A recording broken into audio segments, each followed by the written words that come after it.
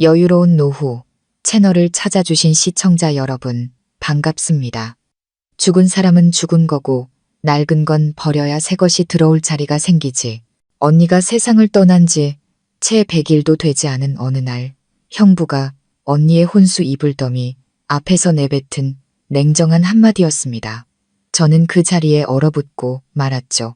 제 언니, 평생을 남편과 자식을 위해 헌신하며 무심하고 차가운 남편을 견뎌냈던 사람.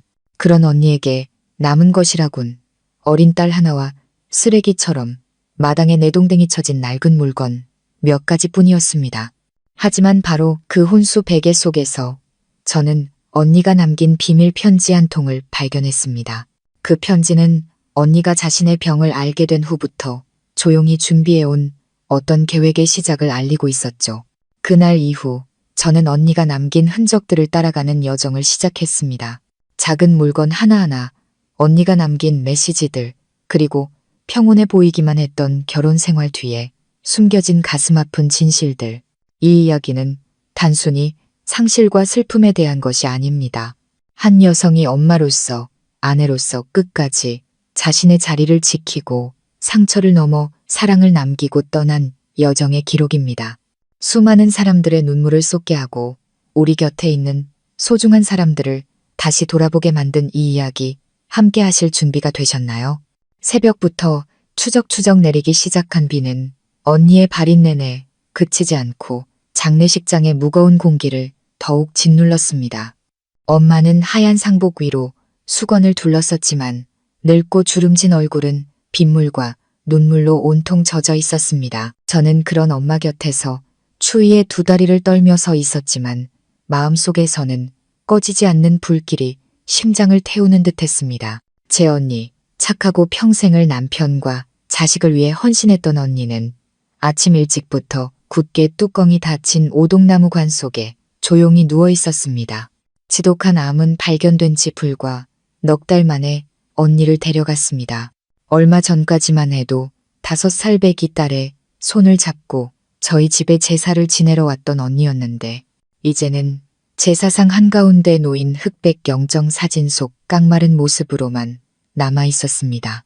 저는 외할머니 손을 꼭 붙잡고 있는 조카에게로 시선을 돌렸습니다.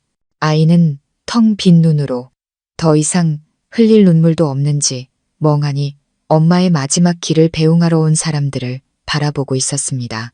이제 자신의 세상에서 다정한 자장가도 따뜻한 엄마의 품도 영원히 사라졌다는 것을 아직 온전히 이해하지 못하는 듯 했습니다.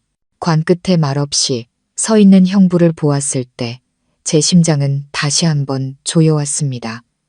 그의 얼굴에는 어떤 감정도 드러나지 않았습니다.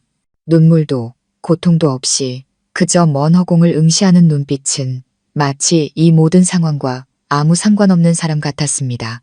저는 엄마를 돌아보며 나지막이 속삭였습니다. 엄마, 저것 좀 봐. 장례 내내 형부가 눈물 한 방울 흘리는 걸 못 봤어. 엄마는 입술을 굳게 다물 뿐 아무 말도 하지 않았지만 엄마 역시 속이 상하고 있다는 것을 알 수 있었습니다.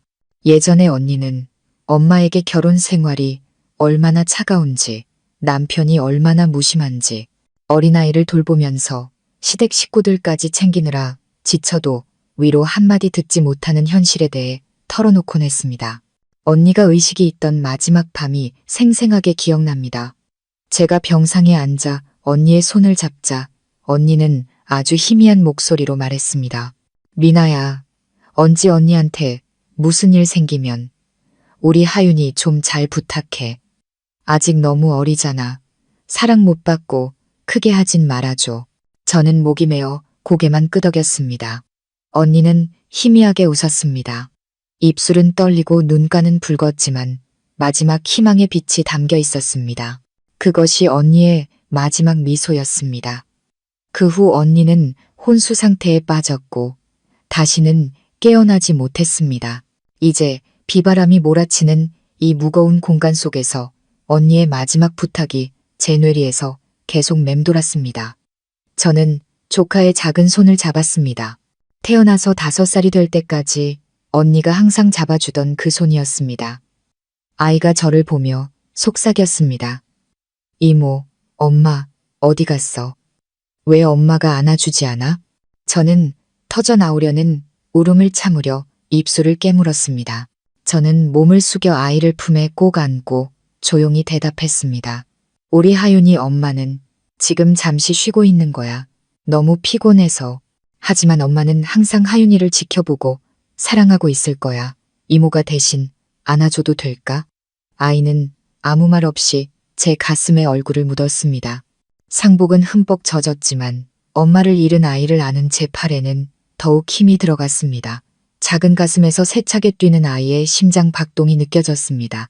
보호가 필요한 여린 생명이었습니다. 장송곡이 울려 퍼지며 발인 시간이 되었음을 알렸습니다. 사람들이 관을 운구차로 옮기기 시작하자 엄마는 그 자리에 주저앉아 오열했습니다. 저와 다른 가족들이 엄마를 부축했지만 엄마는 다리에 힘이 풀려 제대로 서지도 못했습니다. 평생 딸 둘을 낳아 기르셨는데 이제 저 하나만 남았습니다. 늙은 나이에 자식을 잃은 슬픔, 희망을 잃은 슬픔을 어찌 감당하실 수 있을까요? 저는 다시 형부를 힐끗 쳐다보았습니다. 그는 여전히 얼음처럼 차갑게 서서 아내의 손을 마지막으로 한 번 잡아주지도 관 옆에서 작별 인사를 속삭이지도 않았습니다. 그는 그저 멀찍이 서서 모든 것을 지켜보다가 조용히 휴대폰을 꺼내 무언가를 누를 뿐이었습니다. 제 속에서 이름 모를 분노가 치밀어 올랐습니다. 언니, 만약 언니가 살아있어서 이 모습을 본다면 그래도 저 남자 곁에 머물고 싶었을까? 운구 행렬은 조용히 운구차 뒤를 따랐습니다. 비는 계속 내렸고 차가운 빗방울은 상복을 뚫고 가슴속까지 파고들었습니다. 저는 맨 뒤에서 여전히 조카의 손을 꼭 잡고 걸었습니다. 아이가 속삭였습니다. 이모, 엄마 춥지 않을까? 저는 목이 메어 겨우 대답했습니다. 아니야, 우리 하윤이 엄마는 따뜻한 이불 덮고 편안한 베개 베고 있을 거야. 걱정 마. 하지만 저는 알고 있었습니다. 지금 언니보다 더 추운 사람은 없을 거라는 걸. 육신도, 채 마무리 짓지 못한 기억들도, 그리고 평생을 함께한 남편이 흘려주지 않은 단 한 방울의 눈물 때문에 언니의 마음은 꽁꽁 얼어붙었을 겁니다. 그날 언니를 땅에 묻으며 저는 마음속으로 다짐했습니다. 언니를 대신해 무슨 일이 있어도 저 아이를 끝까지 책임지겠다고. 하지만 그 약속이 눈물과 아픈 진실로 가득한 긴 여정의 시작이 될 줄은, 그리고 언니가 낡은 혼수 베개 속에 숨겨둔 비밀의 문을 열게 될 줄은 꿈에도 몰랐습니다. 언니의 장례식이 끝나고 석 달이 지났습니다. 그날도 언니가 병원에 누워있던 마지막 날들처럼 부슬부슬 비가 내렸습니다.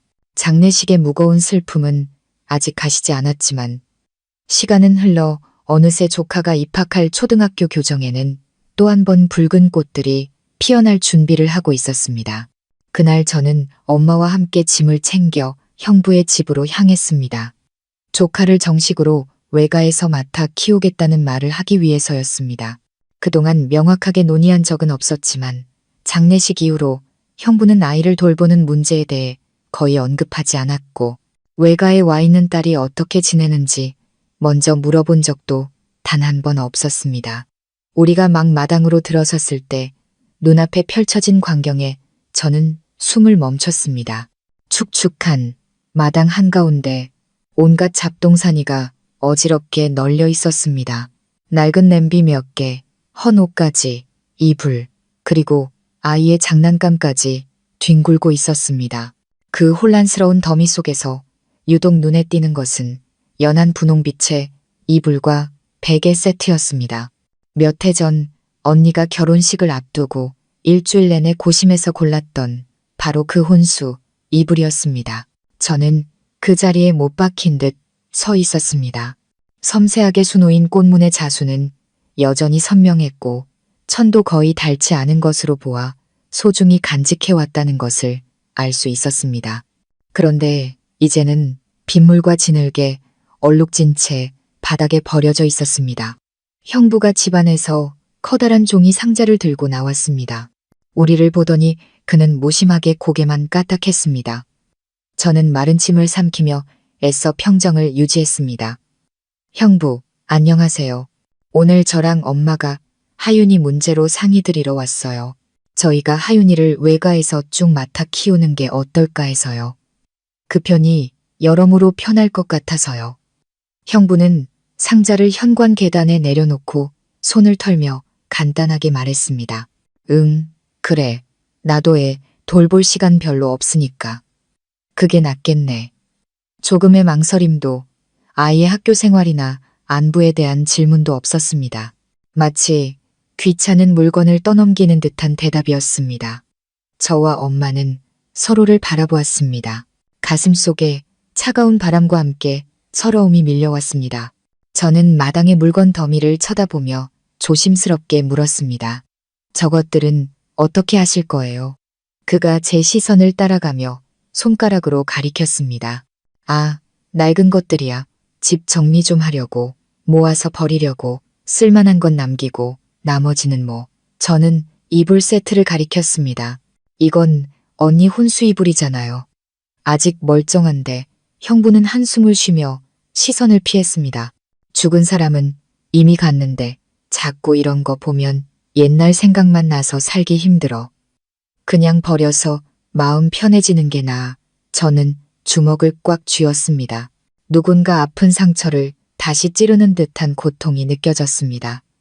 제 귀를 의심했습니다.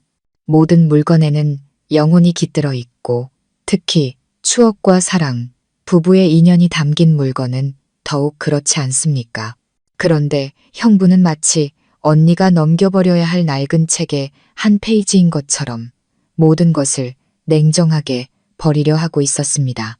엄마가 떨리는 목소리로 말했습니다. 하윤이가 아직 어려서 엄마 손길이 필요한 나이야.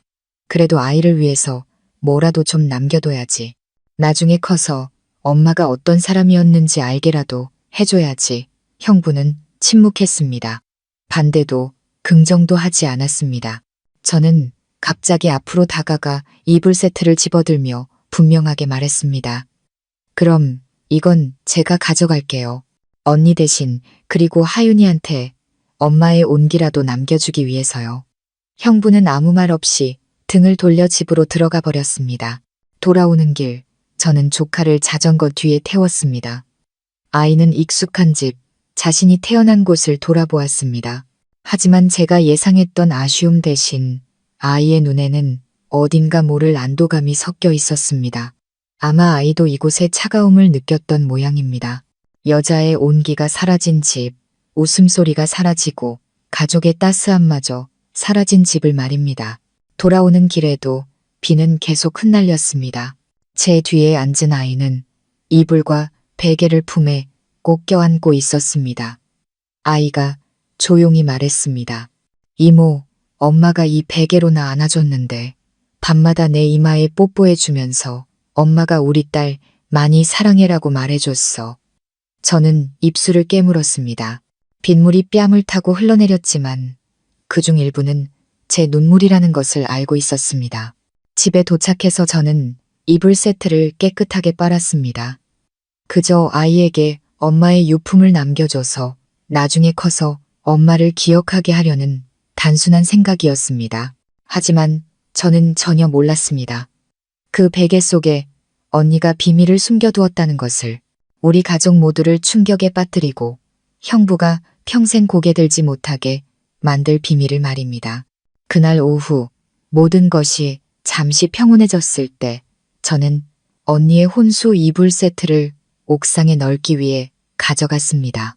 며칠간의 비 끝에 찾아온 희미한 햇살이 천의 올 하나하나를 따스하게 만드는 듯 했습니다. 저는 부드러운 천을 만지며 가슴이 아려왔습니다. 언니가 결혼할 때 저와 엄마가 직접 옷감을 고르고 무늬를 골랐습니다. 언니는 원래 소박한 사람이었지만 결혼에 관해서는 앞으로 만들어갈 가정에 대한 모든 희망을 담듯 작은 부분까지 세심하게 챙겼습니다. 언니가 이 베개를 끌어안고 몽상가처럼 혼자 웃던 모습이 아직도 선합니다. 그런데 불과 몇 년 만에 언니가 그토록 사랑했던 사람이 그 모든 것을 쓰레기처럼 바람 속에 던져버릴 줄 누가 알았을까요? 그날 밤 저는 조카의 침대 곁에 앉아 햇볕에 잘 말린 낡은 이불을 덮어주었습니다. 햇살의 향기와 은은한 섬유유연제 향기가 뒤섞여 제 마음을 아프게 했습니다. 아이는 금세 잠이 들었습니다. 아마도 천에 배어있는 익숙한 느낌이 아이를 안심시켰을 겁니다. 저는 조용히 잠든 아이를 바라보며 언니에게 속으로 약속했습니다. 어떤 대가를 치르더라도 내가 이 아이의 두 번째 엄마가 되어주겠다고. 다음 날 아침 형부에게서 전화가 왔습니다. 목소리는 여전히 무감각했습니다. 처제, 어제는 내가 좀 생각이 짧았어. 기분 나빴다면 미안하게 됐네. 저는 형부가 전화할 줄은 몰랐기에 조금 놀랐습니다. 아니에요. 그냥 언니가 안타까워서 그랬어요. 전화기 너머로 형부의 희미한 웃음소리가 들렸습니다. 죽은 사람은 죽은 거고 과거에만 얽매여 있으면 어떻게 살아. 안 그래. 저는 벌떡 일어났습니다. 휴대폰을 쥔 손에 힘이 들어갔습니다. 그래도 어떻게 언니와 관련된 모든 것을 그렇게 버릴 수 있어요? 그 혼수 이불은 단순한 물건이 아니잖아요. 그건 추억이고 부부의 정이고 형부가 한때 소중히 여겼던 과거잖아요. 형부는 한동안 침묵하다가 갑자기 한숨을 내쉬며 목소리를 낮췄습니다. 내가 소중히 여겼다고? 몇 년 동안 난 그림자처럼 살았는데 내가 무심했다고 생각하지? 아니, 난 그냥 무력했을 뿐이야. 무력했다고요. 뭐가요? 내 아내가 내 곁에 누워 잠드는 그 여자가 무슨 생각을 하는지 도저히 알 수 없어서 무력했어. 당신 언니가 뭔가를 숨기고 자기만의 세상에 갇혀서 나를 점점 밀어내는 걸 지켜보는 게 얼마나 비참했는지 알아? 저는 휴대폰을 꽉 쥐었습니다. 심장이 마구 뛰었습니다. 형부가 이런 말을 하는 것은 처음 들었습니다. 하지만 이상하게도 어제의 침묵보다 오늘 그의 말이 저를 더 화나게 만들었습니다. 언니는 저한테 외롭고 소외당하는 기분이라고 했어요. 형부는 언니 감정에는 전혀 관심 없었잖아요. 언니가 아플 때마다 회식하러 가고 피곤하다고 할 때마다 그것 좀 했다고 투정이냐고 했잖아요. 그런데 이제 와서 무력했다고요? 형부는 비웃었습니다. 처제가 뭘 알아? 한쪽 얘기만 들었잖아. 나처럼 매일 그 집에서 살아본 게 아니잖아. 당신 언니가 몰래 통화하고 문자 숨기는 거 못 봤지. 밤마다 베개 끌어안고 혼자 우는 건 봤어도 왜 우는지 나한테는 절대 말 안 해줬어. 저는 충격을 받았습니다. 언니가 우는 것은 본 적 있지만 무언가를 숨기고 있다는 것은 몰랐습니다.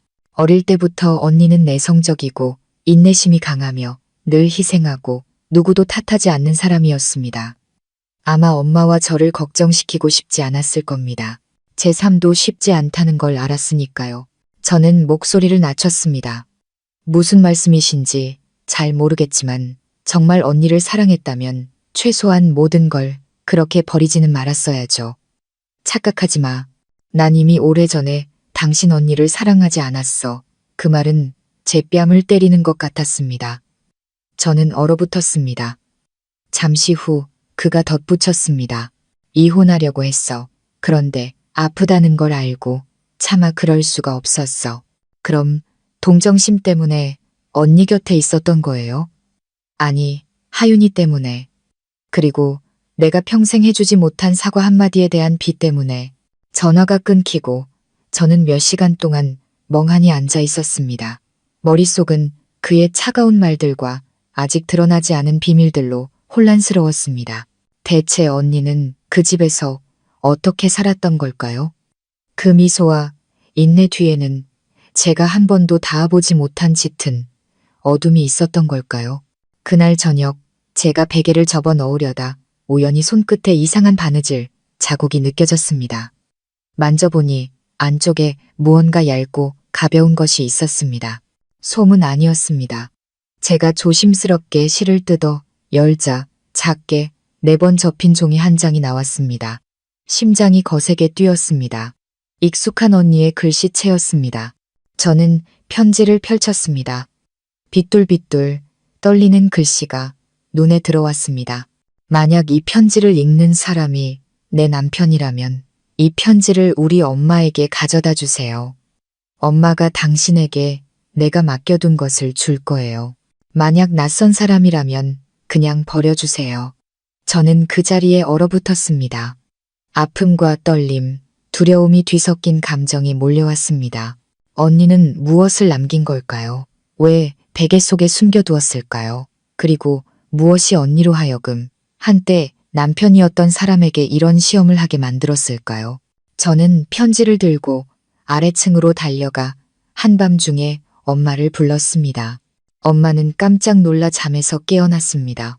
무슨 일이니? 저는 엄마에게 편지를 건넸습니다.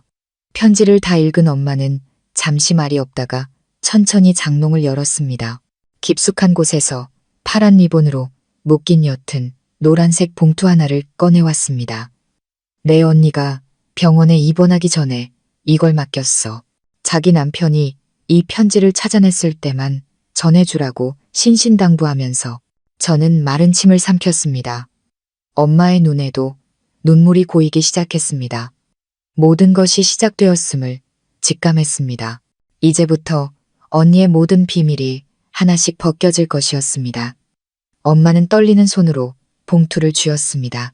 마치 세상을 떠난 딸이 돌아온 듯 엄마의 시선은 파란 리본에 고정되어 있었습니다.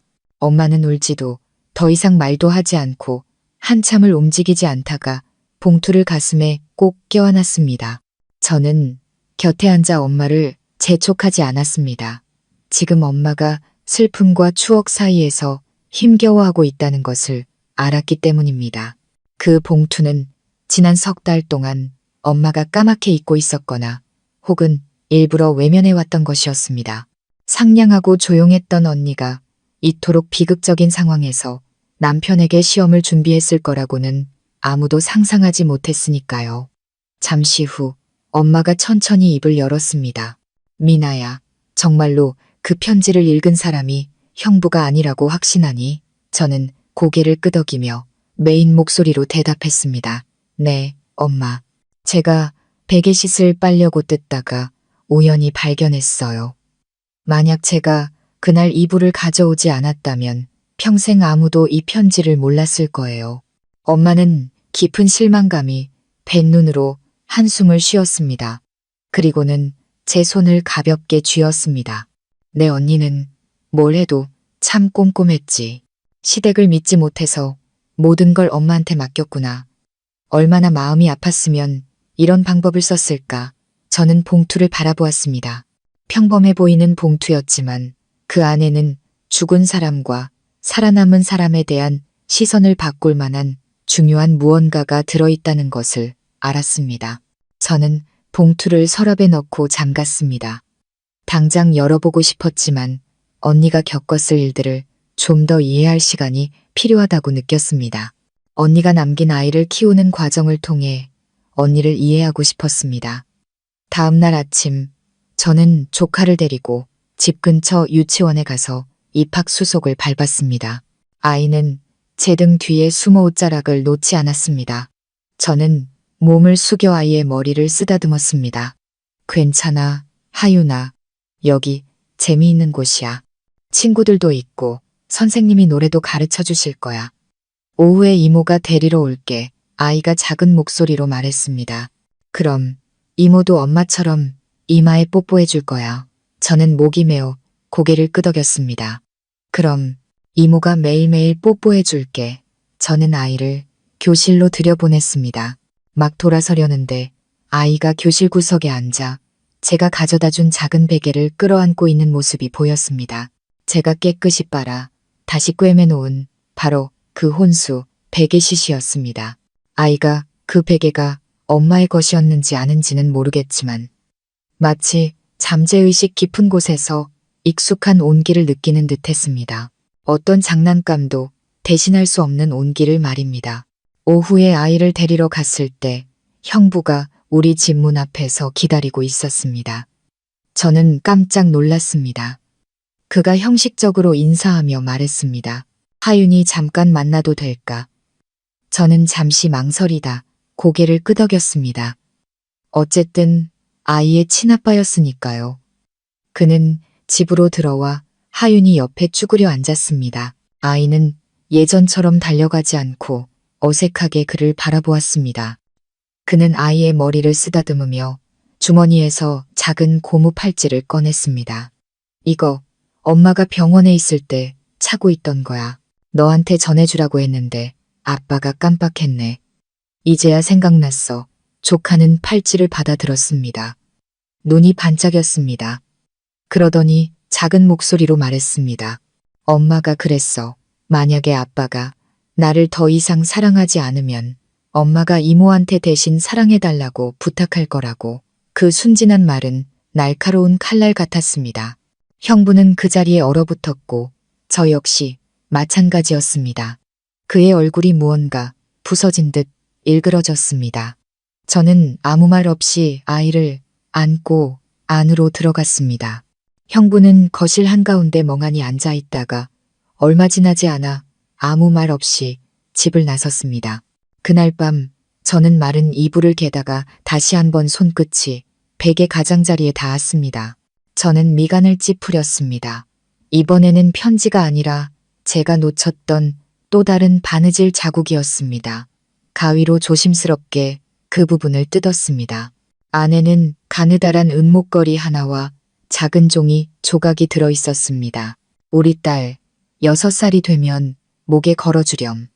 뒷면에 이라고 새겨져 있단다. 저는 목걸이를 들어 올렸습니다. 은은한 빛이 조명을 받아 반짝였습니다. 펜던트는 하트 모양이었고 그 위에는 희이라는 글자가 새겨져 있었습니다. 제 조카 하윤이의 이름 첫 글자였습니다. 저는 울음을 터뜨렸습니다. 언니는 모든 것을 하나하나 준비하고 있었습니다. 딸이 아직 받지 못한 6번째 생일 선물까지도요. 저는 잠든 조카를 바라보다가 언니의 영정 사진을 올려다 보았습니다. 언니, 이제 알겠어. 언니가 왜 베개와 편지, 팔찌와 목걸이를 남겼는지 언니는 마음 깊은 곳에서 알고 있었던 거야. 나 말고는 아무도 이 모든 것을 온전히 지켜주지 못할 거라는 걸. 저는 은목걸이를 작은 상자에 넣어 잠그고 조심스럽게 날짜와 함께 하윤이의 6번째 생일이라고 적었습니다. 마지막 글자를 쓸 때 손이 떨렸고 눈물은 조용히 종이를 적셨습니다. 가슴속에서 먹먹한 감정이 차올랐습니다. 엄마의 사랑은 비록 짧았지만 세상에 보이지 않는 끈들을 남겨두었습니다. 그 끈은 핏줄보다 더 강하고 단단해서 사랑하는 이의 빈자리를 견뎌내야 할 아이의 남은 날들을 이끌어줄 것이었습니다. 그날 밤 저는 잠을 이룰 수 없었습니다. 언니가 베개에 남긴 편지는 서랍 속에 그대로 있었고 엄마가 간직하던 봉투는 작은 금고에 넣어두고 감히 열어보지 못했습니다. 언니가 남긴 모든 것들을 이해할 때까지 기다리고 싶었습니다. 언니는 한 번도 말하지 않았지만 작은 등불처럼 편지를 남겨 제가 언니의 길을 계속 걸어가도록 이끌고 있었습니다. 새벽 3시쯤 막 잠이 들려던 참에 누군가 방문을 가볍게 두드렸습니다. 엄마였습니다. 낡은 스웨터를 입은 엄마 손에는 따뜻한 차 한 잔이 들려 있었고 눈은 여전히 울어서 붉었습니다. 미나야, 잠이 안 와서. 내 언니가 너무 보고 싶구나. 저는 엄마를 안치고 조용히 언니가 남긴 편지를 건넸습니다. 엄마는 한 글자 한 글자 읽어내려갔고 손이 가늘게 떨렸습니다. 엄마는 편지를 접으며 한숨을 쉬었습니다. 이것 봐, 내 언니는 다 계산하고 있었어. 남편한테 돈을 바로 주지 않은 건 그 사람이 고마움을 모를까봐 그런 거야. 시험을 한 거지. 저는 고개를 끄덕였습니다. 하지만 그 시험은 실패했어요, 엄마. 형부는 편지를 발견하지도 못했고 하마터면 베개를 버릴 뻔했잖아요. 엄마는 입술을 깨물었습니다. 눈빛은 가을 호수처럼 슬펐습니다. 그렇다면 내 언니도 사람 마음을 너무 잘 알았던 거겠지. 마음은 아프지만 이제라도 편히 쉴 수 있겠지. 저는 엄마의 손을 잡았습니다. 엄마, 우리 봉투를 열어봐요. 어쩌면 그 안에 언니가 숨겨둔 다른 이야기가 있을지도 몰라요. 엄마는 잠시 망설이다 고개를 끄덕였습니다. 저는 금고에서 봉투를 꺼내왔습니다. 희미한 스탠드 불빛 아래 저는 엄마와 마주 앉아 봉투를 천천히 열었습니다. 마치 언니가 지키고 싶었던 것들을 떨어뜨릴까봐 조심스러웠습니다. 안에는 은행카드와 비밀번호가 적힌 쪽지 외에 3번 접힌 종이 한 장이 더 있었습니다. 저는 조심스럽게 펼쳤습니다. 그것은 저에게 쓴 편지가 아니라 형부에게 쓴 편지였습니다.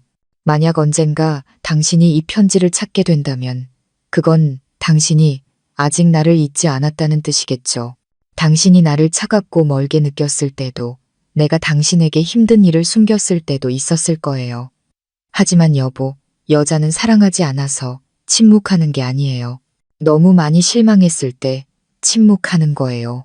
당신이 이 글을 읽을 때 당신이 여전히 내 딸의 아빠일지 아니면 그저 한때 나와 한 집에 살았던 사람일지 모르겠어요.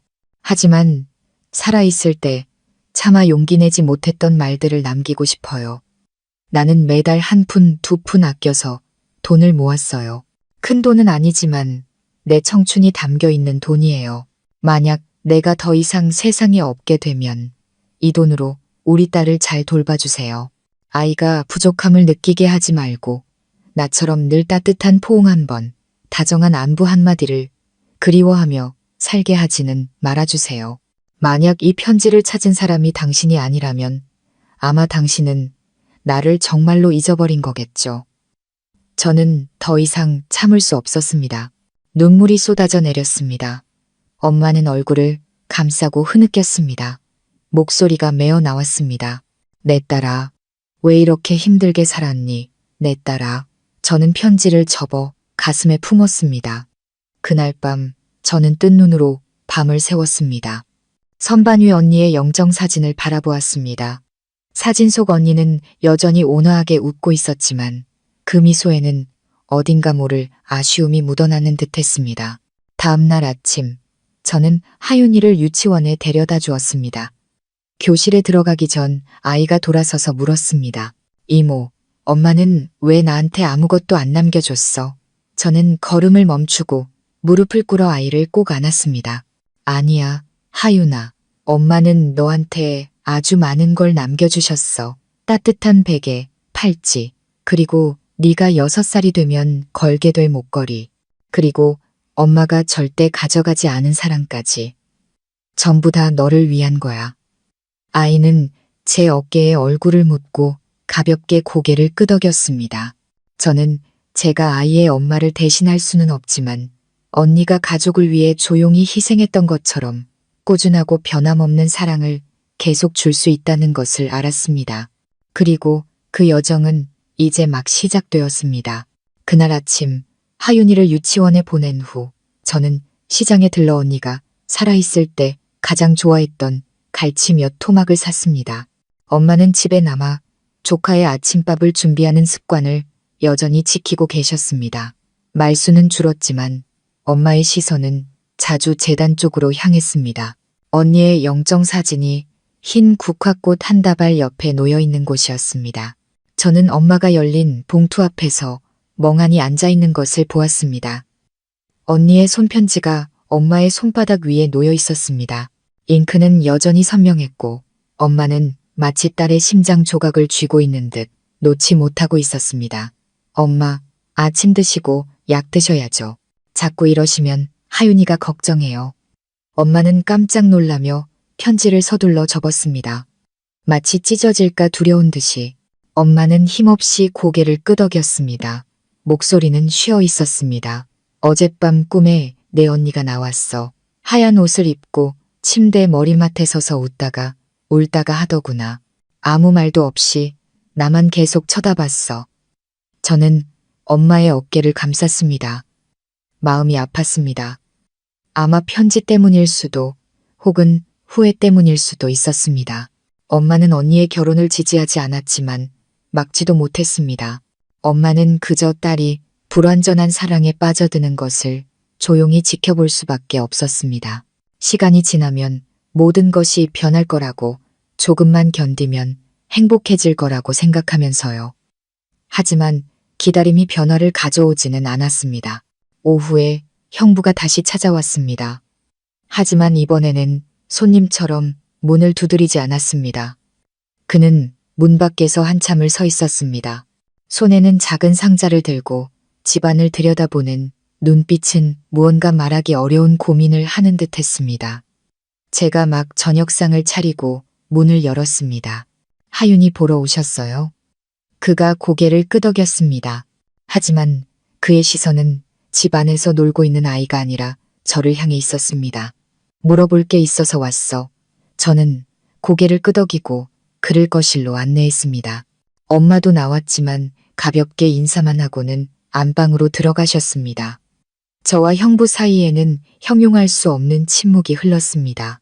가족 같기도 하고 같은 상실을 겪은 낯선 사람 같기도 했습니다. 그는 상자를 열어 테이블 위에 놓았습니다. 안에는 가장자리가 달아빠진 낡은 가죽 지갑이 있었습니다. 이거 당신 언니 지갑이야. 언니 책상 서랍에서 찾았어.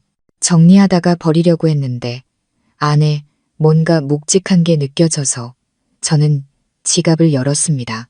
몇 가지 잡다한 서류, 보험증, 3살 때의 하윤이 사진 외에 4번 접힌 종이 한 장과 세월의 흔적으로 검게 변한 작은 동 열쇠가 있었습니다. 저는 종이를 펼쳤습니다. 또 언니의 글씨체였습니다.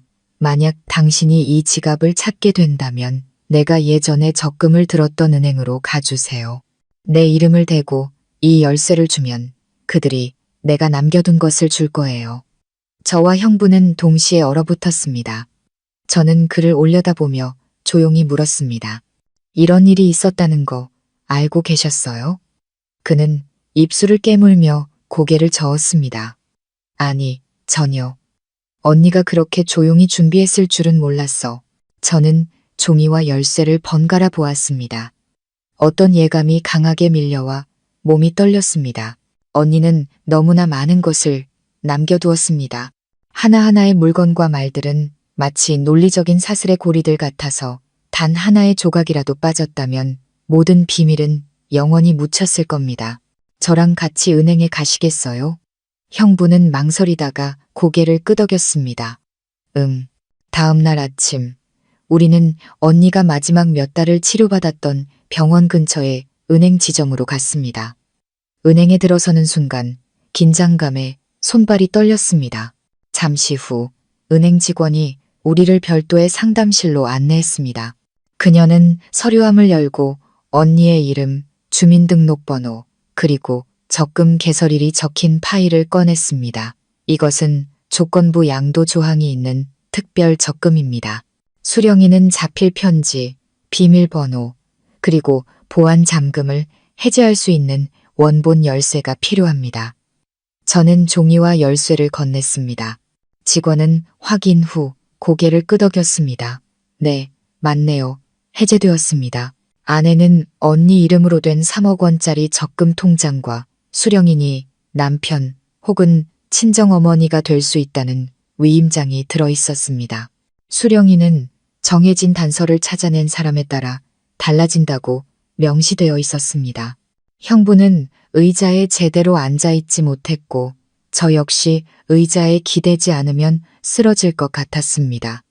언니의 치밀함에 모두가 할 말을 잃었습니다. 언니는 남편에게 바로 주지도 않았고 엄마에게 당연히 주지도 않았습니다. 언니는 마치 누가 충분한 인내심과 사랑, 관심을 가지고 자신이 남긴 단서들을 찾아낼지 보고 싶었던 것처럼 하나의 탐색 여정을 남겨둔 것이었습니다. 하지만 그 모든 것을 처음으로 찾아낸 사람은 바로 저였습니다. 저는 형부를 돌아보며 낮은 목소리로 물었습니다. 여전히 하윤이와 이 모든 것을 포기하고 싶으세요? 그는 대답하지 않고 고개를 숙였습니다. 눈물이 은행 바닥으로 조용히 떨어졌습니다. 돌아오는 길, 저는 적금 통장을 마치 언니의 남은 심장을 안고 있는 것처럼 가슴에 품었습니다. 머릿속에는 편지의 구절들이 맴돌았습니다. 내가 살아남을 수 없다면 최소한 내 아이와 나를 기억해 줄 사람에게 무언가 남겨주고 싶었어. 언니, 내가 지켜냈어.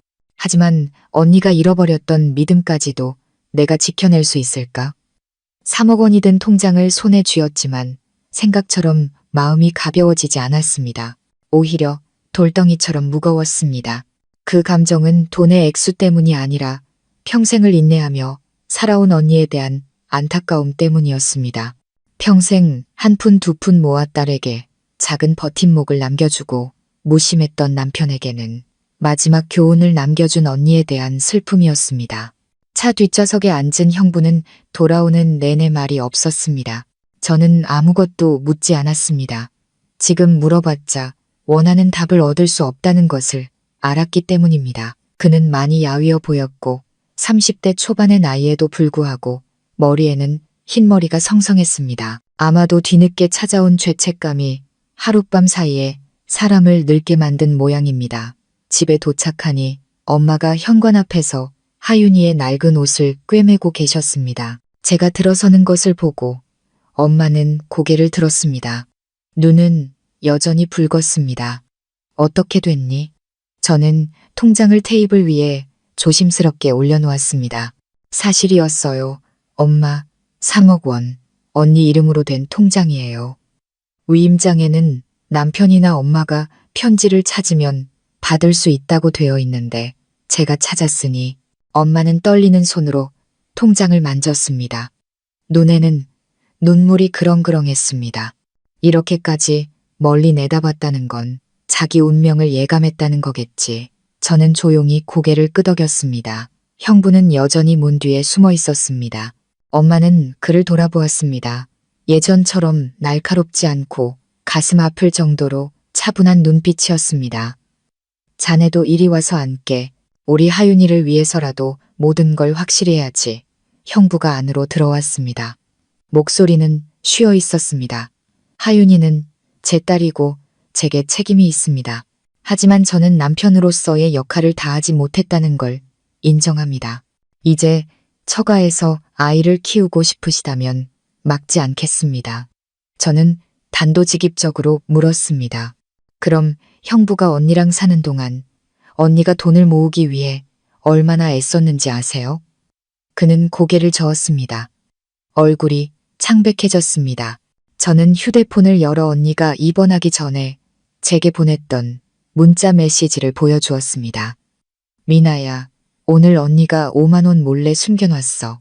요즘 저녁에 아르바이트 하러 간다고 했는데 사실은 하윤이 주려고 돈 모으는 거야.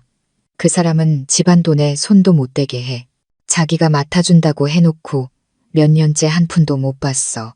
형부는 문자를 다 읽고는 그대로 무너져 내렸습니다. 엄마도 고개를 돌려 눈을 가렸습니다. 전혀 몰랐어. 난 그냥 언니가 나를 못 믿어서 돈을 숨기는 줄 알았어. 그런 줄은 정말. 그의 목소리는 목구멍에서 막혀버렸습니다. 저는 깊은 숨을 들이마시고 단호하게 말했습니다. 형부는 생각 못했겠지만 언니는 다 생각하고 있었어요. 언니는 더 이상 아무도 믿을 수 없었던 거예요. 자기 자신과 엄마, 그리고 나중에 커서 받게 될 자기 딸만 믿었던 거죠. 잠시 후 저는 천천히 말을 이었습니다. 이 돈은 언니가 누구에게 줄지 명확히 남기지 않았지만 제 생각에는 하윤이 말고는 아무에게도 속하지 않아요. 이건 하윤이의 시작을 위한 미천이고 언니의 남은 삶이에요. 저는 이 돈을 가질 생각이 없어요. 하윤이 이름으로 다시 예금해 둘 거예요. 아이가 18살이 되면 스스로 결정하게 할 거예요. 형부는 오랫동안 말이 없다가 손을 내밀었습니다. 목소리는 쉬어 있었습니다. 하윤이 한번 안아봐도 될까? 저는 잠시 망설이다가 가볍게 고개를 끄덕였습니다. 방에서 놀고 있던 하윤이를 불렀습니다. 하윤아, 아빠가 안아주고 싶대. 아이는 망설이며 다가왔습니다. 동그란 눈으로 앞에 있는 남자를 바라보는 눈빛은 예전처럼 밝지 않았습니다. 형부가 팔을 벌렸지만 아이는 잠시 가만히 서 있다가 아주 작게 고개를 끄덕였습니다. 그가 아이를 품에 안았을 때 저는 그의 어깨가 가늘게 떨리는 것을 보았습니다. 아이는 그저 조용히 언니가 남긴 하트 모양 목걸이를 꼭 쥐고 있었습니다. 그 짧은 순간이 지나고 형부는 아이를 내려놓고 일어섰습니다. 고맙다. 내가 더 이상 자격이 없다는 건 알지만 나중에 아이가 날 필요로 한다면 언제든 근처에 있을게. 엄마는 아무 말 없이 고개를 숙였습니다. 제가 그를 문 밖까지 배웅하자 그는 떠나기 전 다시 한번 저를 바라보았습니다. 미나야, 언니를 대신해서 모든 걸 지켜줘서 고마워. 저는 대답하지 않고 그가 문 뒤로 사라지는 것을 보고 안으로 들어왔습니다. 그날 밤 저는 언니의 제단 앞에 홀로 앉았습니다. 타담한 촛불 옆에는 제가 새 봉투에 넣은 통장과 12년 후에 조카가 열어볼 편지가 놓여 있었습니다. 하윤아, 이건 엄마의 선물이란다. 엄마는 너와 오래 함께하지 못했지만 가장 중요한 것을 남겨주었어. 그건 돈이 아니라 사랑이야.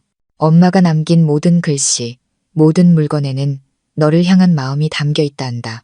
이모가 엄마를 대신할 순 없지만 엄마와 함께 네가 자라는 모습을 지켜볼게.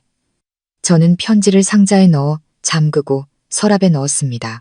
조용한 밤, 하윤이는 숨소리를 고르게 내며 깊이 잠들어 있었습니다. 저는 아이의 부드러운 머리카락을 쓰다듬으며 마음이 조금 진정되는 것을 느꼈습니다. 그날 밤 꿈에 언니가 나왔습니다. 언니는 하얀 원피스를 입고 긴 머리를 늘어뜨린 채 푸른 논 가운데 서서 저를 보며 웃고 있었습니다. 아무 말 없이 그저 웃기만 했습니다. 일요일 정오, 제가 언니의 옛방, 결혼 초에 살았던 그 방을 정리하고 있을 때 아래층에서 엄마의 목소리가 들렸습니다. 미나야, 다락방에 있는 나무 상자 좀 정리하렴. 내 언니가 시집 갈 때 두고 간 물건이 좀 남아있는 것 같아. 저는 고개를 끄덕이고 올라갔습니다. 그 나무 상자는 어릴 적부터 우리 자매의 특별한 물건들을 보관하던 곳이었습니다. 편지, 낡은 장난감, 졸업식 때 입었던 한복 몇 벌. 언니가 결혼한 후에도 상자는 그 자리에 있었지만 아무도 다시 열어보지 않은 듯 했습니다. 이제 뚜껑 위에는 먼지가 두껍게 쌓였고 자물쇠도 녹슬어 있었습니다. 저는 엄마의 책상, 서랍에서 낡은 열쇠를 꺼내 조심스럽게 열었습니다. 눅눅한 나무 냄새와 함께 기억의 향기가 피어올랐습니다. 안에는 고등학교 시절 사진, 다락빠진 헝겊인형 2개, 그리고 제가 대학에 합격했을 때 언니가 직접 수놓아 선물한 손수건이 있었습니다. 저는 감동에 젖어 미소를 지으며 더 깊이 뒤졌습니다. 신문지로 잘 쌓인 것들 사이로 이끼색 가죽 표지의 낡고 부드러운 작은 수첩이 있었습니다. 저는 수첩을 펼쳤습니다. 첫 장에는 익숙한 비스듬한 글씨체가 있었습니다. 결혼한 날부터 시작하는 일기. 저는 숨을 멈췄습니다. 언니가 일기를 썼다는 것은 전혀 몰랐습니다. 제 기억 속 언니는 항상 말이 없고 감정을 드러내지 않는 사람이었습니다. 슬픈 일이 있어도 괜찮아라며 꾹 참거나 미소로 넘기곤 했습니다. 하지만 이 작은 수첩 속에는 분명 다른 세상, 제가 결코 다 알지 못했던 언니의 모습이 담겨 있었습니다. 저는 자리에 앉아 읽기 시작했습니다. 첫 페이지, 결혼 다음 날. 그는 깊이 잠들었고 나는 뒤척였다. 아마 낯선 집이라서 그런가 보다. 이곳이 정말 내가 남은 평생을 보낼 곳일까 자문했다. 그리고 다음 페이지부터는 억눌린 감정들이 쏟아져 나왔습니다. 27일째. 시어머니는 내가 새벽 5시에 일어나지 않았다고 게으르다고 하셨다. 하지만 난 어제 막 아팠다 나았는데 45일째. 그는 친구들과 저녁을 먹으러 갔다가 집에 전화하는 것을 잊었다. 나는 밤 10시까지 기다렸다. 그가 돌아왔을 때 그는 작은 일 가지고 뭘 그렇게 예민하게 구냐고 말했다. 88일째. 임신했다. 나 말고는 아무도 기뻐하지 않았다. 시어머니는 아들이냐고 묻고는 돌아서셨다. 저는 심장이 조여오는 것을 느꼈습니다. 글자 하나하나가 기억을 베는 칼날 같았습니다. 언니가 임신 소식을 알렸을 때 제가 케이크를 사들고 축하했던 기억이 생생합니다. 그런데 그 집에서 언니는 모든 것을 혼자 감당하고 있었던 것입니다. 그리고 더욱 가슴 아픈 일기들이 이어졌습니다. 오늘 내 생일인데 그는 잊어버렸다고 했다. 시어머니는 나이 든 여자가 유난 떨지 말라고 하셨다. 나는 조용히 시장에 가서 나 자신에게 꽃다발을 사주었다. 마치 나 자신을 안아주는 것처럼. 딸이 태어났다. 나는 아이의 이름을 하윤이라고 지었다. 나중에 딸은 나보다 더 굳세고 당당하게 살기를 바라면서. 그는 나와 점점 말을 섞지 않기 시작했다. 나는 그에게 다른 여자가 있다는 걸 안다. 묻지 않았다. 물으면 내 마지막 자존심마저 무너질 것 같아서. 여기까지 읽었을 때 제 손은 차가워졌고 덥지도 않은데 땀이 솟았습니다. 형부가 언니가 막 아이를 낳았을 때 바람을 피웠다는 사실에 제 안의 분노가 불길처럼 타올랐습니다. 당장 그에게 달려가 모든 것을 폭로하고 싶었지만 다음 구절에서 언니의 목소리는 다시 차분해졌습니다. 이혼을 생각했지만 아이를 보니 차마 그럴 수 없었다. 내 딸에게는 가정이 필요했다. 비록 삐걱거리는 가정일지라도 나는 매일 5만 원씩 저축하기 시작했다. 남편을 잃을까 두려워서가 아니라 모든 것을 잃더라도 내 딸에게는 내가 남아있기 위해서. 의사 선생님은 내가 몇 달밖에 남지 않았다고 했다. 암이 전이되었다고. 나는 재검진 때부터 알고 있었지만 아무에게도 말하지 않았다. 모두를 걱정시키고 싶지 않아서 마지막 페이지에는 단 한 줄만 적혀 있었습니다. 만약 내 동생 미나가 이 글을 읽게 된다면 아마 나는 더 이상 세상에 없겠지. 내 조카, 잘 부탁해. 만약 당신이 읽는다면 당신에게 나는 이 일기장을 지킬 만큼 중요하지 않았다는 뜻이겠지. 저는 수첩을 덮고 가슴에 꼭 껴안았습니다. 목이 메어왔습니다. 언니의 모든 고통과 희생, 억울함이 이 낡은 종이들 속에 담겨 있었습니다. 그런데도 언니는 살아냈고 아이를 사랑했고 딸의 미래를 위해 조용히 돈을 모았고 자신에게 상처를 준 남편마저 사랑했습니다. 언니는 그가 자격이 없다는 것을 알면서도 떠나지 않았습니다. 그저 누구에게도 죄책감을 남기지 않고 조용히 죽음을 향해 걸어가는 길을 택했을 뿐이었습니다. 가슴이 저릴 만큼 조용한 희생이었습니다. 그날 밤 저는 제단 앞에 앉아 언니의 영정사진 옆에 일기장을 놓았습니다. 다 읽었어 언니. 저는 어둠에 대고 속삭이는 듯 말했습니다. 언니가 겪었던 일들을 아무도 묻어버리게 두지 않을게. 우리 하윤이가 엄마가 얼마나 강하고 자랑스러웠으며 세상 그 무엇보다 자기를 사랑했는지 알게 하면서 키울게. 제단 위의 촛불이 가볍게 흔들렸습니다. 불빛은 지금 제 심장처럼 떨리고 있었습니다. 저 먼 곳에서 언니는 듣고 있을까요? 늦은 오후 또 비가 내리기 시작했습니다. 회색빛 하늘 아래 차가운 빗방울이 양철 지붕 위로 떨어지는 소리에 작은 집은 더욱 움츠러드는 듯 했습니다. 저는 창가에 앉아 언니의 일기장을 손에 쥐고 있었습니다. 마음은 엉킨 실타래처럼 복잡했습니다. 저는 일기를 3번이나 다시 읽었습니다. 읽을 때마다 심장이 달아 없어지는 것 같았습니다. 언니의 글자 하나하나는 부드럽게 스쳐 지나가면서도 깊은 상처를 남기는 칼날 같았습니다. 제 언니는 안정된 집과 착한 아이, 직업이 있는 남편을 둔 겉보기에는 부족함 없는 결혼 생활을 했습니다.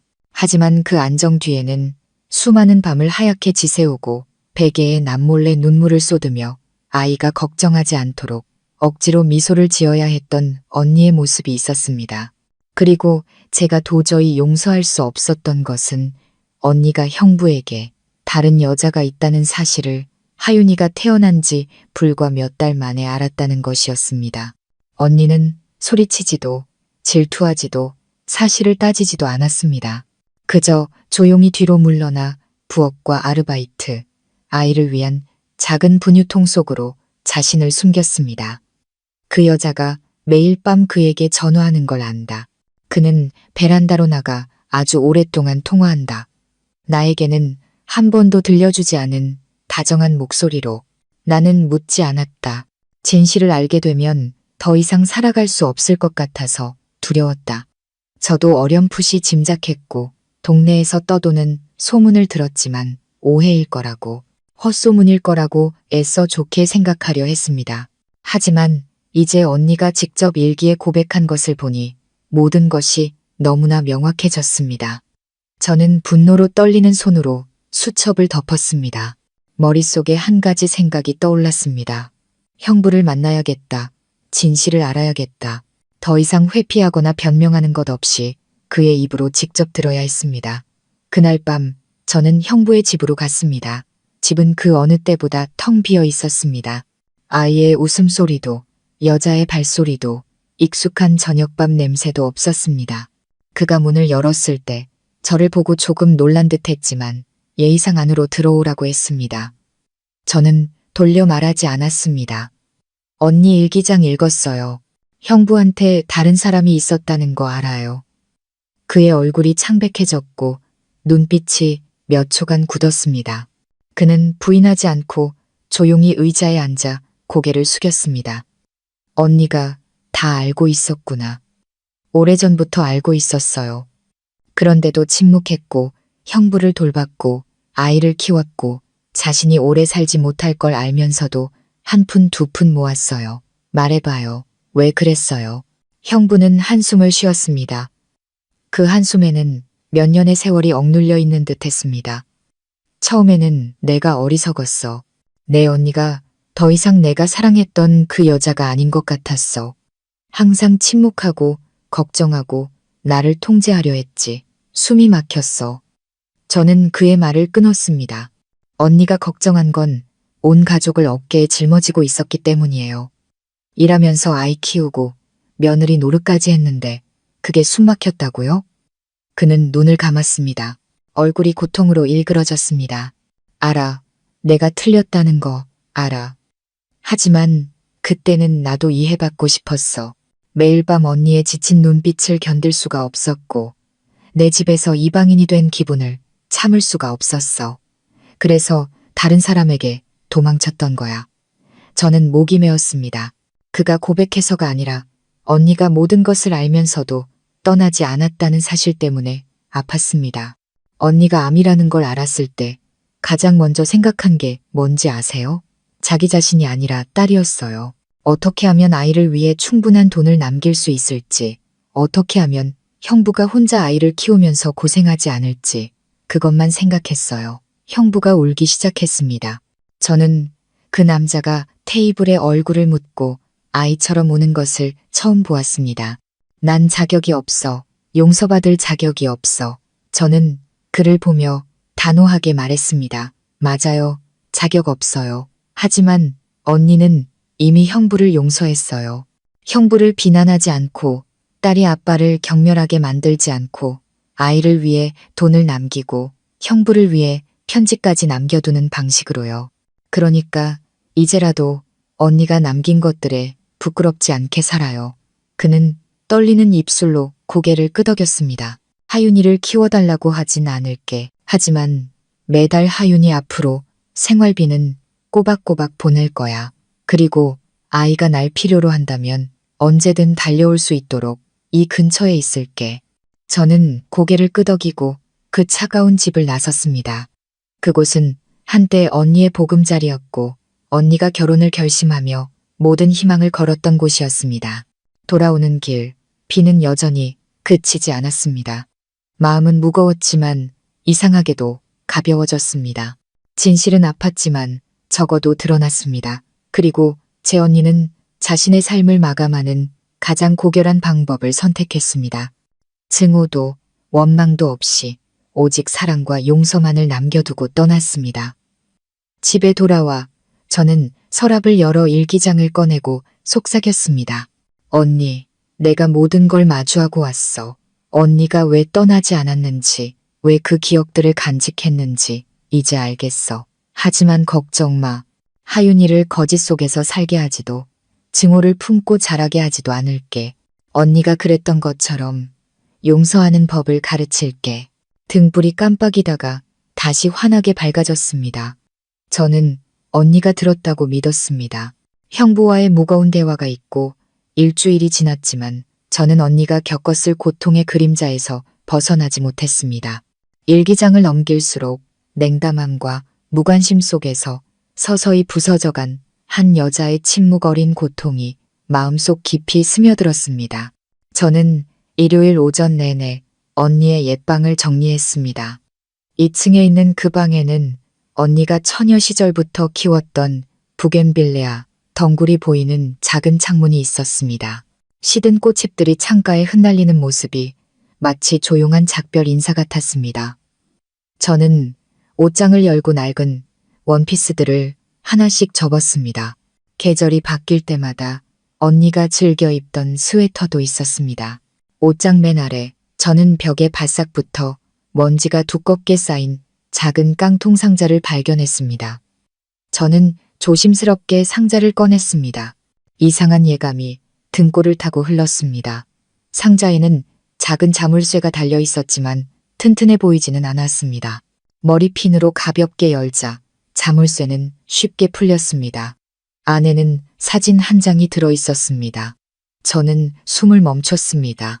익숙한 베이지색 스웨터를 입은 언니가 낯선 남자 옆에 서 있었습니다. 두 사람은 손을 잡거나 껴안고 있지는 않았지만 서로를 바라보는 눈빛은 가슴이 저릴 만큼 다정했습니다. 사진 뒷면에는 짧은 글귀가 적혀 있었습니다. 이걸 읽게 된다면 언니를 원망하지 마. 미안해. 심장이 쿵 내려앉았습니다. 저는 그 남자가 언니의 마지막 몇 달 동안 치료를 담당했던 박 선생님이라는 것을 알아보았습니다. 그는 장례식에도 왔었고 가까이 다가오지 않고 구석에 조용히 서 있었습니다. 그때는 그저 동료나 옛 환자가 조문온 것이라고만 생각했습니다. 하지만 이 사진은 제게 다른 예감을 주었습니다. 저는 서둘러 언니의 병원 기록을 다시 찾아 한 장 한 장 넘겼습니다. 마지막 진단서에 서명한 사람이 바로 박 선생님이었습니다. 저는 깊은 숨을 들이마시고 언니가 지갑에 넣어두었던 낡은 명함에 적힌 번호를 눌렀습니다. 한때는 중요하지 않다고 생각했던 명함이었습니다. 전화벨이 울렸습니다. 세 번째 신호음이 울렸을 때 누군가 전화를 받았습니다. 낮고 약간 쉰 듯한 남자의 목소리였습니다. 여보세요. 네, 안녕하세요. 저는 예전에 선생님 병동에서 췌장암 치료를 받았던 환자 김수진 씨의 동생입니다. 여쭤볼 게 있어서 전화드렸습니다. 전화기 너머는 잠시 조용했다가 그가 천천히 말했습니다. 미나 씨 맞으시죠? 저는 깜짝 놀랐습니다. 그의 목소리는 놀란 기색 없이 마치 이 전화를 오랫동안 기다려온 것 같았습니다. 네, 제 이름을 어떻게 언니한테서 얘기 많이 들었습니다. 바람처럼 가벼운 한마디였지만 눈물이 왈칵 쏟아질 것 같았습니다. 잠시 후 저는 용기를 냈습니다. 사진 속에 있던 분, 선생님 맞으시죠? 돌려 말할 필요 없이 진실이 필요했습니다. 그는 부인하지 않았습니다. 네, 맞습니다. 그럼 선생님과 저희 언니는 그가 제 말을 끊었습니다. 목소리는 차분했지만 슬펐습니다. 잘못된 관계는 아니었습니다. 저희는 그저 외로운 두 사람이 필요한 순간에 만났을 뿐입니다. 언니가 그러더군요. 만약 저를 더 일찍 만났더라면 아마 다른 삶을 살았을 거라고. 저는 입술을 깨물었습니다. 마음은 안도감과 함께 아려왔습니다. 언니가 돈과 편지, 그리고 일기장을 남긴 사실을 아셨나요? 편지를 남긴다는 건 알았지만 전부는 몰랐습니다. 다만 언젠가 동생분이 찾아오면 아무도 이해하지 못했던 언니의 삶의 일부를 알려달라고 부탁했습니다. 저는 침묵했습니다. 그가 말을 이었습니다. 목소리는 짙은 안개처럼 가라앉았습니다. 언니는 제가 만난 사람 중에 가장 강한 여자였습니다. 병이 깊고 고통스러웠지만 단 한 번도 불평하지 않았습니다. 제가 왜 이혼하지 않느냐고, 왜 포기하지 않느냐고 물었을 때 언니는 웃으며 말했습니다. 아이 때문에요. 제 아이가 엄마가 실패했다고 생각하게 하고 싶지 않아요. 저는 소리내어 울었습니다. 지난 몇 년간 언니는 좋은 아내, 현명한 엄마, 훌륭한 며느리라는 껍데기 속에서 살았습니다. 하지만 그 뒤에는 찢어진 영혼이 아이에게 온전한 가족의 모습을 지켜주기 위해 안간힘을 쓰고 있었습니다. 저는 계속 물었습니다. 언니의 마지막 몇 달 동안 언니가 가장 믿었던 사람이 선생님이었나요? 박 선생님은 조용히 대답했습니다. 아마도요. 언니는 동정하는 사람도 약속하는 사람도 필요하지 않았습니다. 그저 판단 없이 들어줄 사람이 필요했을 뿐이죠. 저는 감사 인사를 하고 전화를 끊었습니다. 마음은 혼란스러웠습니다. 제 언니는 배신하지 않았습니다. 그저 기댈 곳을 찾았을 뿐입니다. 언니를 지켜줘야 할 사람들은 등을 돌렸을 때 말입니다. 저는 사진을 다시 상자에 넣고 잠갔습니다. 하지만 이번에는 숨기기 위해서가 아니라 간직하기 위해서였습니다. 언니의 또 다른 삶의 일부로 아는 사람은 거의 없지만 가장 깊었던 그 시간을 간직하기 위해서였습니다. 그날 밤 저는 하윤이를 재웠습니다. 불을 끄기 전 아이가 일어나 물었습니다. 이모, 엄마는 아빠 말고 다른 사람을 사랑한 적 있어? 저는 깜짝 놀랐습니다. 왜 그렇게 물어? 아이가 눈을 깜빡였습니다. 지난번에 외할머니가 엄마 슬펐던 얘기 해줬어. 꿈에서 엄마가 어떤 아저씨랑 같이 있었는데 되게 착하게 웃고 있었어. 엄마가 나한테 아빠 미워하지 말라고, 아빠도 사랑하는 법을 잘 모르는 사람이었다고 했어. 저는 아이를 품에 안았습니다. 눈물이 아이의 머리카락 위로 조용히 떨어졌습니다. 응, 엄마도 사랑을 했었지. 하지만 엄마가 가장 사랑했던 사람은 언제나 우리 하윤이었어. 박 선생님과의 통화 후 며칠 동안 저는 마음속에 죄책감을 떨칠 수 없었습니다. 언니가 숨겨왔던 것들, 억눌렀던 것들, 자신의 가장 약한 부분을 감춰왔던 것들. 이제 제가 그 흔적을 따라가는 유일한 사람이 되었습니다. 저는 그를 다시 만나고 싶었습니다. 더 묻기 위해서가 아니라 늦었지만 언니를 대신해 감사 인사를 전하기 위해서였습니다. 저는 다시 전화해 병원 근처 작은 카페에서 만나자고 약속했습니다. 카페는 조용했고 부드러운 음악이 흐르고 있었습니다. 제가 도착했을 때 그는 이미 기다리고 있었습니다. 여전히 하얀 셔츠 차림에 장례식에서 스치듯 보았던 그 침묵하는 얼굴이었습니다. 제가 맞은편에 앉아 그가 미소 지었습니다. 정말 언니랑 많이 닮았네요. 저는 아무 말 없이 가볍게 고개를 끄덕였습니다. 마음속 감정이 파도처럼 일렁였습니다. 모든 것을 혼자 간직하고 싶으면서도 동시에 모든 것을 털어놓고 싶었습니다. 찾아온 건 감사 인사를 하고 싶어서예요. 제가 말했습니다. 언니가 가장 외로웠을 때 곁에 있어 주셔서 감사해요. 그가 고개를 끄덕였습니다. 목소리는 바람처럼 가벼웠습니다. 감사할 필요 없어요. 오히려 제가 감사해야죠. 언니 같은 여자와 친구가 될 수 있었으니까요. 미나 씨는 상상도 못할 거예요. 언니가 얼마나 강한 사람이었는지 저는 슬프게 웃었습니다. 일기 다 읽었어요. 글자 하나하나가 언니의 피눈물 같았어요. 안타까우면서도 화가 나요. 차라리 말을 했더라면, 단 한 번이라도 약한 모습을 보였더라면 좋았을 텐데요. 그가 고개를 들었습니다. 눈빛이 슬펐습니다. 언니는 말하고 싶지 않았던 게 아니라 감히 그럴 수 없었던 겁니다. 자신이 약해지면 다른 사람들도 무너질까봐 두려워했어요. 엄마가 아파하고 동생이 걱정하고 딸이 강하지 않은 엄마의 모습을 볼까봐요. 그래서 조용히 견디는 길을 택한 겁니다. 저는 주먹을 꽉 쥐었습니다. 그럼 선생님은 언니를 사랑하셨나요? 박 선생님은 바로 대답하지 않았습니다. 잠시 후 그가 조용히 고개를 끄덕였습니다. 네, 하지만 감히 이름 붙일 수 없었습니다. 언니는 가정이 있는 사람이었으니까요. 그 결혼 생활에 온기가 남아있지 않았다고 해도 여전히 결혼은 결혼이었죠. 저는 그저 늦게 나타난 사람이었고 들어주고 숨 쉴 공간을 내어주었을 뿐 결코 선을 넘지 않았습니다. 저는 그를 믿었습니다. 그의 눈에서 진심과 아쉬움을 보았지만 부끄러움이나 계산적인 모습은 없었습니다. 저는 그에게 베개 속 편지, 3억 원짜리 통장, 사진, 그리고 언니가 딸을 위해 숨겨둔 목걸이에 대해 이야기했습니다. 그는 말을 잃었고 눈가가 붉어졌습니다. 제가 일기장과 언니가 밤새워 아르바이트했던 날들에 대해 이야기했을 때 그는 테이블에 머리를 숙이고 고개를 저었습니다. 힘들게 사는 건 알았지만 이 정도일 줄은 몰랐습니다. 잠시 후 그는 주머니에서 작은 봉투를 꺼내 제게 건넸습니다. 이건 언니가 제게 보낸 마지막 편지, 사본입니다. 원본은 제가 간직하고 있지만 미나 씨가 알아야 할 것 같아서요. 저는 봉투를 열었습니다. 익숙한 언니의 글씨체였습니다. 박 선생님, 만약 제가 언젠가 더 이상 세상에 없게 되더라도 부디 슬퍼하지 마세요. 제 이야기를 들어주셔서 제가 환자가 아닌 사람으로 느껴지게 해주셔서 감사했습니다. 결혼 생활이 이렇게 차가워진 후에 제 인생에 다른 누군가가 들어올 거라고는 생각지도 못했어요.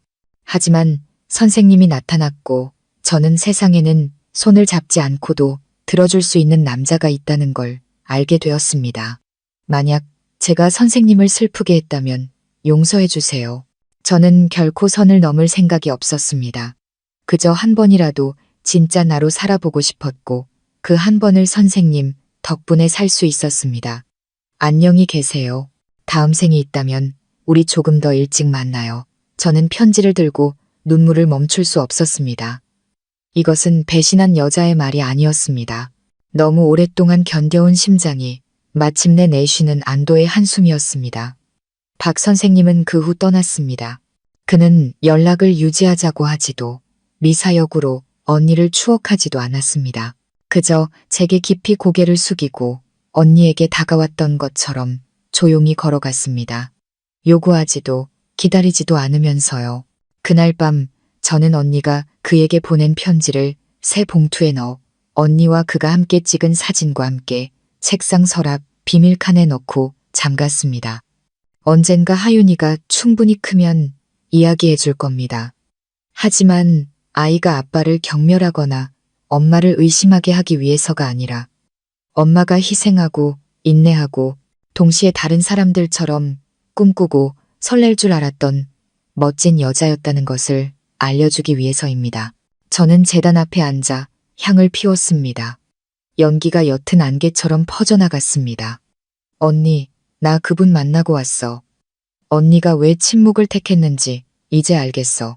그 사람을 위해서, 하윤이를 위해서, 모두를 위해서. 하지만 약속할게. 언니가 남긴 것들은 내가 지킬 거야. 아무도 왜곡하거나 비난하거나 잊게 두지 않을 거야. 어둠 속에서 창문으로 바람이 부드럽게 불어왔습니다. 언니가 달아두었던 풍경이 맑은 소리를 냈습니다. 저는 고개를 들었습니다. 저는 언니가 미소 짓고 있다는 것을 알았습니다. 모든 진실이 밝혀진 후 모든 것이 조용히 가라앉을 거라고 생각했습니다. 하지만 인생에는 예상치 못한 절정이 있기 마련이었고 이번에는 박 선생님을 만나고 일주일이 지난 늦은 오후에 찾아왔습니다. 그날도 하늘은 흐렸습니다. 엄마가 마당에서 하윤이에게 죽을 먹여주고 있을 때 형부가 들어왔습니다. 예고도 전화도 문을 두드리는 소리도 없이 그는 하얀 셔츠에 정장 바지를 입고 있었고 머리는 그 어느 때보다 단정했습니다. 얼굴은 야위고 창백했지만 무언가 중요한 결심을 한 듯 단호해 보였습니다. 형부를 본 하윤이는 숟가락을 놓고 의자 뒤로 숨었고 엄마는 고개를 들었습니다. 눈빛은 차분했지만 반갑지는 않았습니다. 제가 거리를 두고 나서자 그는 저와 하윤이를 번갈아 보며 낮은 목소리로 말했습니다. 오늘 부탁할 게 있어서 왔습니다. 만약 들어주시지 않는다면 다시는 나타나지 않겠습니다. 엄마가 미간을 찌푸렸습니다. 무슨 부탁인데? 형부는 마른 침을 삼키더니 갑자기 마당 한가운데에 무릎을 꿇었습니다. 아직 축축한 시멘트 바닥 위였습니다. 온 가족이 깜짝 놀랐습니다. 하윤이는 눈을 동그랗게 떴고 저는 당황해서 다가갔습니다. 형부, 뭐 하시는 거예요? 그가 고개를 숙였습니다. 목소리는 메어 있었습니다. 몇 년 만에 처음으로 저는 이 남자가 모든 자존심을 버린 모습을 보았습니다. 어머니, 죄송합니다. 처제에게도, 그리고 내 딸에게도 미안하다. 그의 목소리가 갈라졌습니다. 제가 너무 무심했고 어리석었습니다. 제 인생 최고의 아내를 그냥 떠나보내고 지키지 못했습니다. 용서를 바라지는 않습니다. 하지만 제 딸에게 다시 한번 아빠가 될 기회를 주십시오. 저는 굳어버렸습니다. 무슨 말씀이세요?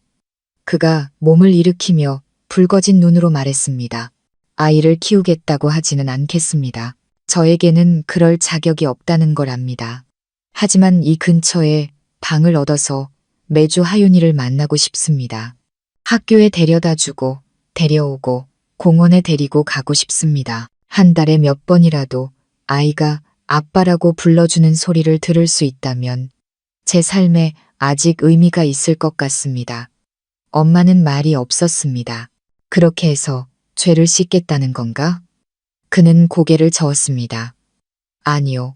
하윤이가 저를 필요로 하는 것보다 제가 하윤이를 더 필요로 하기 때문입니다. 아내가 떠난 후 저는 텅 빈 사람처럼 살았습니다. 새로 시작할 수 있을 거라고 생각했지만 아니었습니다. 밥도 못 먹고 잠도 못 잤습니다.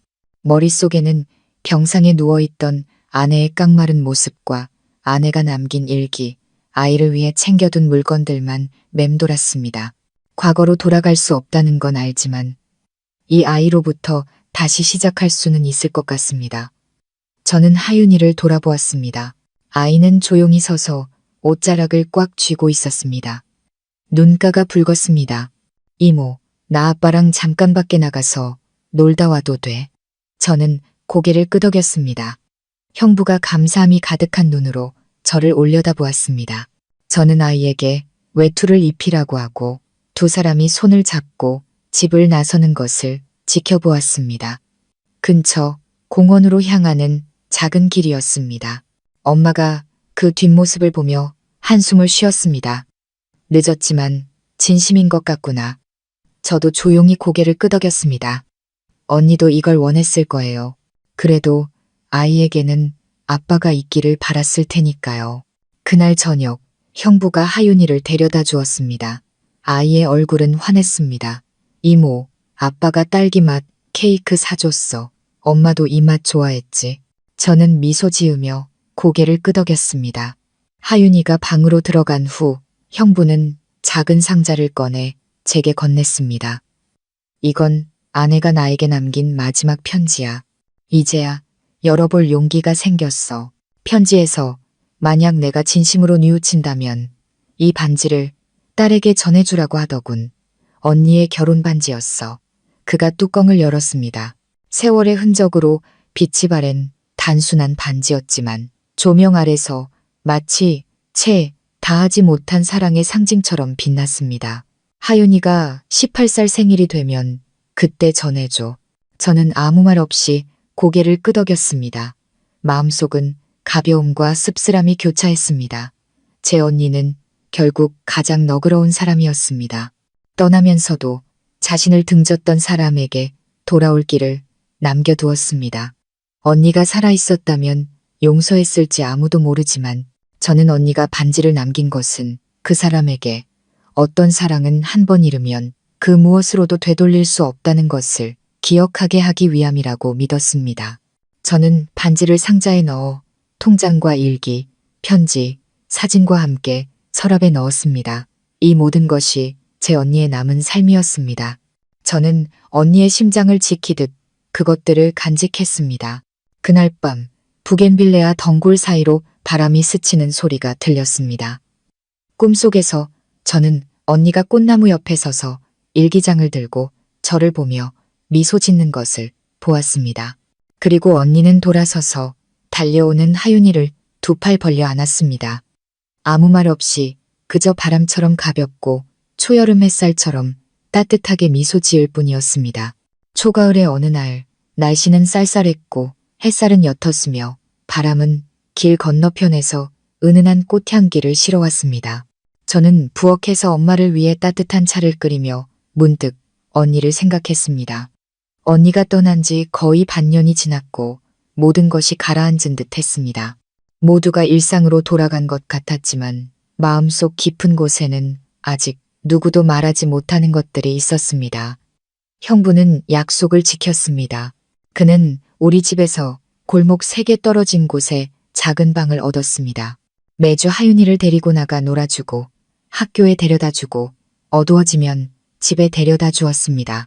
하윤이는 점차 아빠의 존재에 다시 익숙해졌습니다. 아직 조금 어색해했지만 예전처럼 피하지는 않았습니다. 솔직히 저는 가끔 형부를 볼 때마다 여전히 마음이 불편했습니다.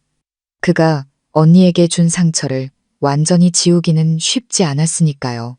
하지만 편지와 일기, 그리고 이모랑 아빠랑 다 있었으면 좋겠어 라고 말하던 하윤이의 간절한 눈빛을 떠올릴 때마다 저는 스스로에게 용서하라고 다짐했습니다. 잊기 위해서가 아니라 남은 사람들이 계속 살아갈 수 있도록 하기 위해서였습니다. 어느 토요일 오후 형부가 갑자기 공원에서 만나자고 했습니다. 언니가 예전에 자기 나무 아래서 책 읽기를 좋아했던 곳이었습니다. 저는 하윤이를 데리고 갔습니다. 두 사람이 그네를 타고 난 후 형부가 제 맞은편 벤치에 앉았습니다. 그의 눈빛은 더 이상 혼란스럽지 않고 폭풍이 지나간 후에 고요한 평온함이 깃들어 있었습니다. 처제, 그가 천천히 입을 열었습니다. 무슨 말을 해야 처제 마음이 풀릴지 모르겠지만 그래도 솔직하게 말하고 싶어 수진이에게 하는 마지막 말이라고 생각하고 저는 조용히 들었습니다. 결혼했을 때 나는 수진이를 진심으로 사랑했어. 그녀는 다정하고 깊이가 있었지만 너무 속마음을 드러내지 않았지. 나는 무뚝뚝하고 말수가 적었고 내가 가장이고 돈만 벌어오면 집안일은 아내가 다 하는 거라고 생각했어. 나는 그녀가 점점 지쳐가고 있다는 걸 알아채지 못했어. 그가 주머니에서 구겨진 편지 한 통을 꺼내 제게 건넸습니다. 이건 언니가 썼지만 보내지 않은 편지야. 하윤이 물건 정리하다가 책상 서랍에서 찾았어. 저는 편지를 펼쳤습니다. 여전히 그 글씨체, 한밤중의 속삭임처럼 슬픈 비스듬한 글씨체였습니다. 여보, 어디서부터 시작해야 할지 모르겠네요. 아마 당신은 이 편지를 영원히 읽지 못하겠죠. 이건 나 자신을 위해 남기는 글이에요. 나는 당신이 한 번이라도 나를 봐주기를 바랐어요. 집안이라는 사람, 아이 보는 사람, 밥하는 사람이 아니라 아내로서 서서히 시들어가는 한 여자로서 말이에요. 소리치고 싶었지만 엄마가 슬퍼하고 동생이 걱정하고 딸이 상처받을까봐 두려웠어요. 그래서 참고 또 참다가 병이 조용한 해방구처럼 찾아왔어요. 당신을 원망하지 않아요. 다만 언젠가 내가 없게 되면 우리 아이에게는 더 다정한 사람이 되어주세요. 딸이 마음속에 상처를 안고 자라게 하지 마세요. 아이 아빠가 엄마를 잃어버렸다는 사실조차 모른 채 살았다는 걸 알게 하지는 마세요. 저는 편지를 접었습니다. 눈시울이 뜨거워졌습니다. 형부가 고개를 숙였습니다. 나는 언니가 침묵하는 게 사랑이 식어서라고 생각했어. 이제야 알겠어. 너무 아파서 할 말이 없었던 거라는 걸. 나는 나를 가장 사랑해준 사람을 내 오만함 때문에 잃어버렸어. 저는 목이 메었습니다. 언니는 자신이 남긴 모든 것으로 형부를 용서했어요. 하지만 알아야 해요. 용서가 모든 걸 지우는 건 아니에요. 형부는 계속 살아가야 하고 책임을 져야 해요. 저한테가 아니라 딸에게요. 형부가 고개를 끄덕였습니다. 알아. 재혼은 안 할 거야. 후회해서가 아니라 내 인생에서 수진이의 자리를 대신할 사람은 아무도 없으니까. 저는 그를 올려다보았습니다. 한때 냉정하고 무감각했던 남자가 이제 고개를 숙이고 사과하고 떠난 사람을 위해 울 줄 알게 되었습니다. 하지만 그 사람이 떠난 후에야 말입니다. 어떤 후회는 너무 늦게 찾아오지만 그렇다고 무의미한 것은 아닙니다. 만약 지킬 것이 조금이라도 남아있다면 그것은 그들의 딸, 제 조카가 증오 속에서가 아니라 위대한 어머니와 뒤늦게나마 돌아온 아버지에 대한 기억 속에서 자랄 것이라는 희망이었습니다. 그날 오후 노을이 자기나무 위로 붉게 물들 때 저는 하윤이의 손을 잡고 돌아왔습니다. 아이는 아빠가 물고기를 보여주고 사탕을 사주고 색칠 공부책을 선물해줬다며 제잘거렸습니다. 아이가 저를 올려다보며 물었습니다. 이모, 우리 아빠 좋은 사람이야. 저는 잠시 멈칫하다가 몸을 숙여 아이를 품에 안았습니다. 우리 아빠는 예전에 실수를 했지만 지금은 옳은 일을 하려고 노력하는 사람이야. 아이가 고개를 끄덕이며 제 손을 꽉 잡았습니다. 그럼 내가 아빠 도와줘서 엄마가 바랐던 것처럼 진짜 좋은 사람이 되게 할게. 저는 웃었습니다. 눈물이 뺨을 타고 흘러내렸습니다. 언니가 이 모습을 본다면 분명 마음이 놓일 거야. 언니가 세상을 떠난 지 1년이 지났습니다. 저에게도, 엄마에게도, 형부에게도, 그리고 이 작은 조카 하윤이에게도 너무나 많은 변화가 있었던 1년이었습니다. 아이는 이제 떨리는 손과 멍한 눈빛으로 엄마의 재단에 향을 올릴 줄 알게 되었습니다. 첫 기일, 비는 오지 않았지만 하늘은 흐렸습니다. 마치 사람들의 마음처럼 모두가 평온한 척했지만 허전하고 공허한 감정을 숨길 수는 없었습니다. 저는 아침 일찍 시장에 가서 언니가 좋아했던 음식들을 만들기 위해 신선한 채소와 고기를 샀습니다. 시원한 갈치조림, 된장찌개, 후식으로는 언니가 집안에 슬픈 일이 있을 때마다 끓여주던 달콤하고 시원한 단팥죽을 준비했습니다. 엄마는 제사 음식을 차리면서 손을 가늘게 떨었지만 제가 대신하는 것을 완강히 거부하셨습니다. 오늘이 내가 딸한테 밥 차려주는 마지막 날이야. 나중에는 아마 너밖에 없겠지. 미나야. 저는 엄마를 바라보았습니다. 마음이 아팠습니다. 엄마는 많이 늙으셨습니다. 등이 더 굽었고 눈은 더 흐려졌습니다. 하지만 하윤이가 생긴 후로 엄마는 살아갈 힘을 얻은 듯 했습니다. 매일 아침 죽을 끓이고 매일 밤 동화책을 읽어주셨습니다. 그리고 하윤이가 웃을 때마다 저는 엄마가 무엇을 위해 살고 있는지 알 수 있었습니다. 형부가 일찍 도착했습니다. 손에는 흰 국화, 한 다발과 정성껏 포장된 작은 선물 상자를 들고 있었습니다. 얼굴은 야위었지만 눈빛은 예전처럼 어둡지 않았습니다. 하윤이가 달려나가 제잘거렸습니다. 아빠, 왔다. 작년처럼 케이크 사왔어. 형부가 아이의 머리를 쓰다듬었습니다. 올해는 엄마가 케이크 안 드실 거야. 대신 아빠가 엄마가 남긴 선물을 가져왔어. 저와 엄마가 동시에 돌아보았습니다. 그가 주머니에서 작은 종이를 꺼냈습니다. 익숙한 언니의 글씨체였습니다. 저는 천천히 읽었습니다. 우리 딸의 6번째 생일, 엄마는 곁에 없겠구나. 하지만 엄마가 아빠한테 선물을 하나 맡겨뒀어. 언젠가 네가 이 선물을 받게 되면 엄마가 결코 너를 떠난 게 아니라는 걸 알아주렴. 그저 다른 곳에서 매일 너를 지켜보고 있을 뿐이란다. 저는 선물 상자를 열었습니다. 안에는 연분홍색 털목도리가 들어있었습니다. 언니가 하윤이가 어렸을 때 뜨다가 미처 완성하지 못했던 것이었습니다. 이제는 끝까지 다 떠져 있었고 부드러운 털실과 가지런한 바늘땀이 보였습니다. 함께 들어있는 것은 낡은 동화책 한 권, 언니가 잠들기 전에 하윤이에게 읽어주던 책이었습니다. 하윤이는 목도리를 끌어안고 얼굴을 묻었습니다. 새털실 냄새와 익숙한 라벤더 향기가 섞여 아이는 울음을 터뜨렸습니다. 엄마 목도리야. 엄마가 떠준다고 했는데 진짜 해줬어. 저와 엄마도 눈물을 참지 못했습니다. 형부가 고개를 숙였습니다. 눈가가 붉었습니다. 낡은 옷장에서 찾았어.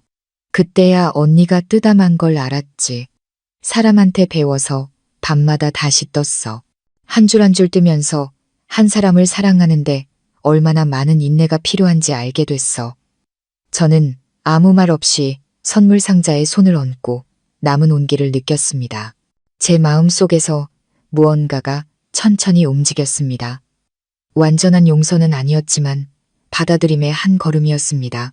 제 언니는 아름답게 살았고 떠났으며 남은 사람들도 마침내 제대로 사는 법을 배우기 시작했습니다. 오후에 제사를 마친 후 저는 하윤이를 데리고 언니가 잠든 마을 뒤 작은 묘지로 갔습니다. 푸른 잔디가 무성했고 몇 송이 흰 국화가 무덤 주위에 흩날리고 있었습니다.